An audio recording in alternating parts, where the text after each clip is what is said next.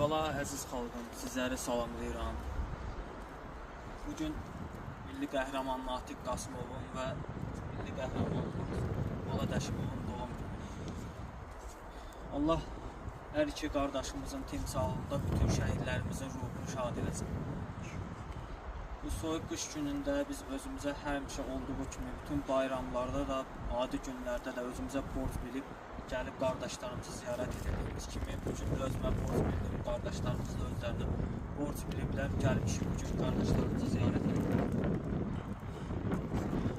Bizim üçün yəni nə qədər hava şəraitindən asılıdır, qəlbimizdə ki, nə qədər vətən sevgisi var, şəhidlərimizə olan sevgimiz nə qədər ki var, gələcək şəhidimizi ziyarət edəcəyik, öz borcumuzu yerinə yetirəcəyik, gənc nəslə yaxşı örnek olmağa çalışacağıq. Gənc nəsil bu cür kişilərdən, cənab general kimi, onun davamçıları kimi şəhidlərimizdən, bu kişilərdən örnek götürməlidir. O cür yaşamalıdır, onlar kimi mərd dövlətinə sadiq olmalıdır, dövlətin qorumalıdır.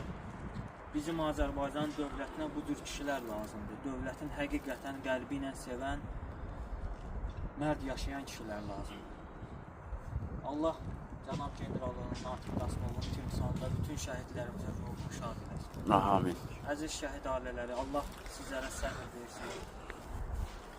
Dünya Azərbaycanlıların Həmrəlik günü münasibəti ilə də hər birimizi təbrik edirəm. Çalışalım ki, xalq olaraq həmişə bir olaq, xalq olaraq çətin günlərdən əl-ələ verək, keçək, yaxşı günlərə inşallah. Bir-birimizin qədrini, insan olaraq bir-birimizə insan kimi dəyər verək və şəhidlərimizi heç bir zaman unutmayaq.